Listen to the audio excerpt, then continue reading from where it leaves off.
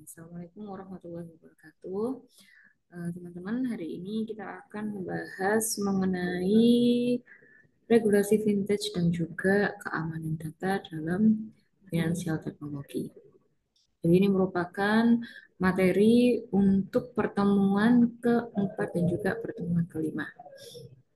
Jadi kemarin kita sudah membahas mengenai deskripsi singkat dari finansial teknologi itu apa. Jadi finansial teknologi itu dapat diartikan sebagai industri keuangan ya yang bertujuan untuk meningkatkan pelayanan aktivitas keuangan dengan memanfaatkan yang namanya teknologi. Jadi yang kita tahu kemarin vintage ini adalah gabungan dari dua kata yaitu finansial ya, hal-hal yang terkait dengan keuangan dan kemudian ada yang namanya teknologi yaitu dalam hal ini teknologi itu berkaitan dengan yang namanya teknologi digital. Jadi kalau dua kata ini kita gabungkan ya, jadi ini adalah bagaimana dunia keuangan itu nantinya dilakukan atau dilayani dengan menggunakan atau memanfaatkan yang namanya teknologi digital.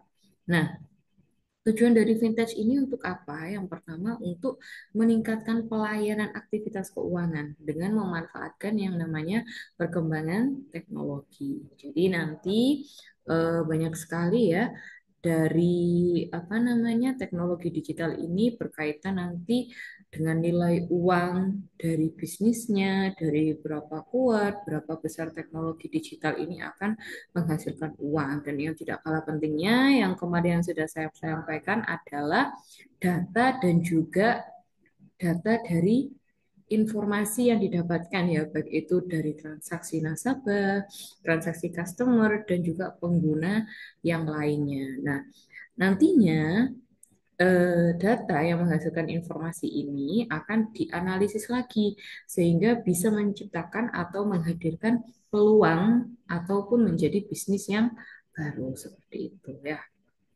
Ini kita ulas sedikit yang kemarin lagi ya mengenai deskripsi vintage itu apa. Nah, lalu di sini ada yang namanya regulasi vintage. Jadi ada yang namanya peraturan yang mengatur namanya vintage di Indonesia. Ya, jadi vintage ini mulai diperkenalkan oleh BI ya dan juga OJK itu di tahun 2016. 2016 yang lalu, 9 tahun yang lalu. Jadi tujuannya ini digunakan untuk menciptakan ekosistem atau lingkungan vintage yang aman ya, yang transparan dan juga yang terhindar dari resiko kejahatan-kejahatan finansial ya. Namun seiring dengan perkembangan teknologi ya, yang semakin banyak, maka banyak sekali menghadirkan yang namanya vintage-vintage yang baru. Sehingga apa? Sehingga regulasi dari Bank Indonesia maupun dari OJK ini perlu diperbaharui lagi agar bisa apa? Mengakomodasi perubahan dan juga menyesuaikan dengan kebutuhan yang ada. Jadi beberapa peraturan yang mengatur mengenai vintage ya. Yang pertama ada Undang-Undang Nomor 11 ya tahun 2020 tentang Cipta Kerja. Jadi ini secara umum ya tujuannya itu mempermudah proses berbisnis. Jadi proses berbisnis ini termasuk dari sektor vintage-nya. Jadi mereka ini memberikan kepastian hukum bagi pelaku usaha vintage dan juga menyediakan ruang ya bagi mereka untuk berinovasi dalam menghadirkan atau dalam membuat produk penyelenggaraan sistem elektronik yang mencangkup berbagai platform vintage yang beroperasi di Indonesia. Jadi itu yang pertama ya, yang Undang-Undang Nomor 11 Tahun 2020 mengenai Tata Cipta Kerja. Lalu yang kedua, ada yang namanya diatur dalam Peraturan OJK Nomor 77 Tahun 2016. Nah, ini mengatur tentang layanan pinjam meminjam uang berbasis teknologi informasi atau peer-to-peer lending. Jadi ini adalah kewajiban untuk melakukan pendaftaran ya, lalu transparansi dan juga perlindungan konsumen. Jadi OJK ini juga mengeluarkan peraturan terkait dengan teknologi vintage ini ya, termasuk yang berkaitan dengan sistem pembayaran digital dan juga pengelolaan dari data pengguna atau data nasabahnya.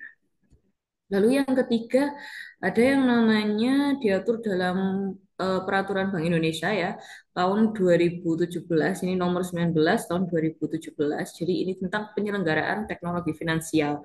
Jadi di sini peraturannya mengatur mengenai berbagai aspek operasional fintech ya yang berhubungan dengan sistem pembayarannya, termasuk kewajiban untuk mendapatkan izin dari Bank Indonesia ya bagi penyelenggara pembayaran digital. Jadi bagi perusahaan-perusahaan yang mau apa namanya membangun suatu fintech itu harus mengkantongi izin dari Bank Indonesia terlebih dahulu. Jadi di sini juga akan memberikan pedoman ya bagi fintech itu dalam mengelola dananya masyarakat itu seperti apa dan memastikan bahwa sistem pembayaran yang berlaku itu memenuhi standar keamanan yang tinggi seperti itu. Jadi ini adalah regulasi-regulasi yang mengatur ya fintech di Indonesia. Yang pertama ada apa namanya undang-undang mengenai tata cipta apa tentang cipta kerja tadi, lalu ada juga peraturan OJK ya, lalu ada juga yang namanya peraturan Bank Indonesia. Jadi ini adalah regulasinya yang menangani mengenai fintech di Indonesia. Oke, ini selanjutnya. Nah, jadi adanya vintage itu juga menimbulkan banyak sekali potensi kerawanan ya, seperti yang pertama adanya kegagalan sistem. Misalnya itu karena hacker atau lain sebagainya ya. Kemudian adanya kesalahan informasi. Mungkin ini bisa menimpa atau menimbulkan kerugian ya, termasuk adanya kesalahan transaksi atau mungkin isu keamanan data pribadi yang bisa dijual ataupun bisa dilihat oleh pihak-pihak tertentu. Ini juga apa namanya ada ya potensi-potensi ini ada karena dunia teknologi keuangan ini kan juga bekerja sama dengan pihak-pihak lain.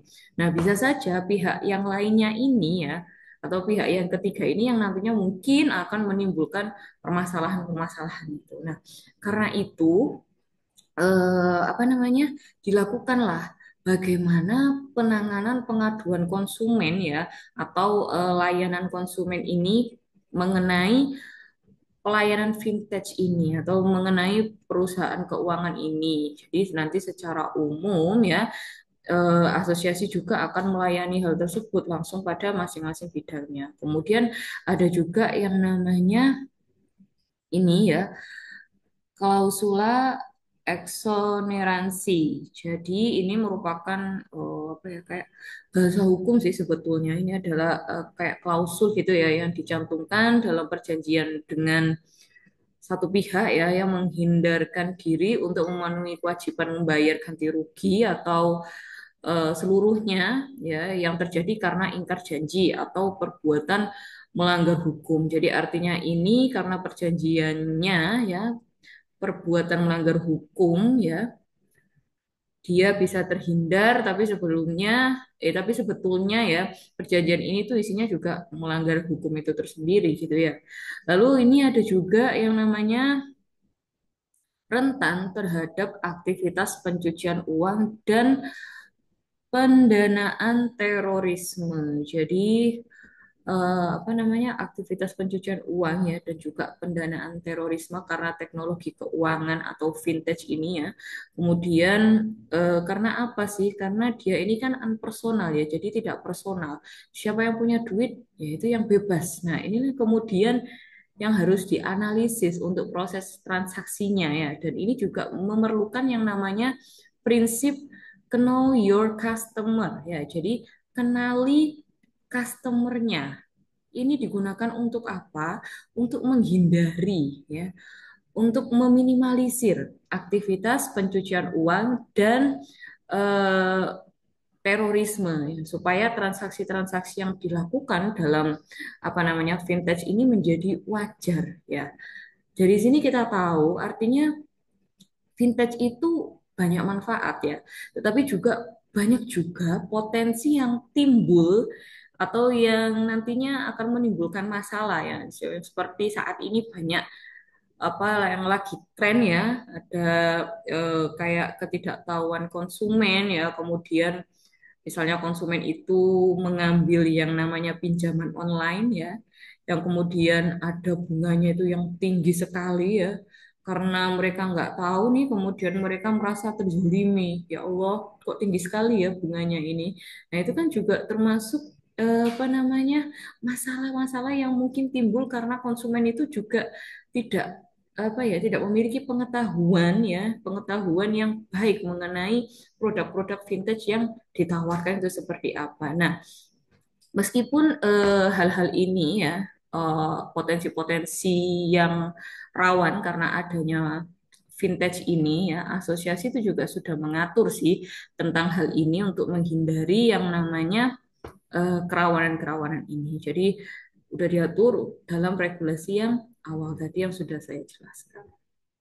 Nah, ada beberapa isu-isu terkait ya mengenai vintage yang tadi sudah saya jelaskan. Pertama ada peningkatan risiko terkait dengan adopsi teknologi yang baru. Lalu ada juga serangan dunia cyber yang mungkin ada serangan dari hacker, pencurian data dan lain sebagainya ya. Lalu ada juga perlindungan dan juga pertukaran data kritikal. Ada juga yang namanya pengenalan nasabah ya, status hukum dan lain sebagainya. Nah, itu adalah isu-isu yang terkait dengan yang namanya finansial teknologi. Nah, bagaimana kemudian eh, potensi-potensi tersebut bisa diminimalisir dari dampak negatif adanya yang namanya vintage ini. Jadi regulator ya sebetulnya itu sudah menyusun skema untuk customer protection and education ya. Jadi bagaimana perlindungan konsumen itu dilakukan dan juga diedukasi terhadap yang namanya konsumen. Supaya apa? Supaya konsumen itu nantinya mempunyai kekuatan dan juga dia itu cukup berdaya atau customer empowerment melalui pengetahuan dari mana saja, misalnya dari literasi keuangan ya. Ketika mereka punya literasi keuangan yang bagus, yang baik, maka mereka akan terhindar dari yang namanya jasa layanan keuangan yang sifatnya predator ya, atau yang predatory lending atau yang memberikan pinjaman dengan bunga yang cukup tinggi contohnya ya seperti itu. Lalu kemudian ada high disclosure ya, yaitu vintage ini juga dituntut ya untuk adanya yang namanya pengungkapan informasi yang cukup tinggi dan juga transparan ya. Tetapi ini juga dibutuhkan adanya bisnis yang specific regulation, yaitu aturan yang spesifik yang mengatur ya tentang bisnis-bisnis tertentu sehingga kalau pembayaran itu dilakukan oleh Bank Indonesia. Kalau layanan keuangan digital atau inovasi keuangan yang lain, itu regulatornya adalah Otoritas Jasa Keuangan. Seperti itu ya. Lalu di sini ada regulatory sandbox ya. Jadi bagaimana selanjutnya ya si OJK dan juga si Bank Indonesia ini menguji yang namanya aplikasi vintage yang ada. Jadi aplikasi vintage ini sebelum berlayar ya di masyarakat ya, ini diuji dulu sebelum kemudian dia ini menjadi barang yang bisa dinikmati oleh publik atau yang bisa dinikmati oleh masyarakat sehingga pengujian-pengujian ini itu untuk menghindari kesalahan-kesalahan sistem maupun security ataupun keamanan dari sebuah layanan digital supaya meminimalisir masalah ya. Ini juga bisa dilakukan dengan yang namanya market conduct supervision ya. Jadi ini adalah kayak pengawasannya yang berbasis pasar. Artinya nanti vintage yang baik atau yang sukses itu akan mendapatkan dukungan ya. Sedangkan untuk vintage yang misalnya fiktif, abal-abal atau kayak predator jahat banget ya, seperti itu akan dijauhi oleh konsumen dan juga mungkin oleh investor-investor dan lain sebagainya seperti itu. Nah, ini adalah tahapan ya, tahapan untuk inovasi keuangan. Ini ada kayak misalnya kita mau mendaftarkan, kita punya apa namanya produk vintage nih, mau dipasarkan atau mau dilayarkan di masyarakat. Nah, itu memiliki 5 tahap yang diatur mengenai aturan mengenai inovasi keuangan digital ya. Yang pertama, jadi di sini kita harus melengkapi yang namanya kelengkapan dokumen. Kelengkapan dokumen itu ada yang namanya surat permohonan pencatatan, lalu ada apa namanya salinan akte badan hukum ya, beserta kelengkapan identitas pengurusnya.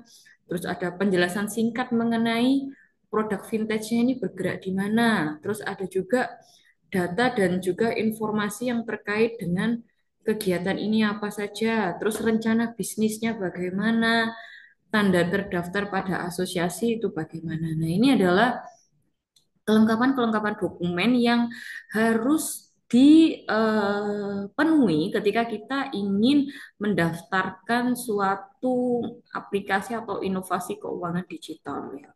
Setelah itu kan dicatat nih kelengkapan dokumen itu. Terus kita masuk ke regulatory sandbox. Jadi ini ya regulatory sandbox yang tadi yang saya jelaskan ya.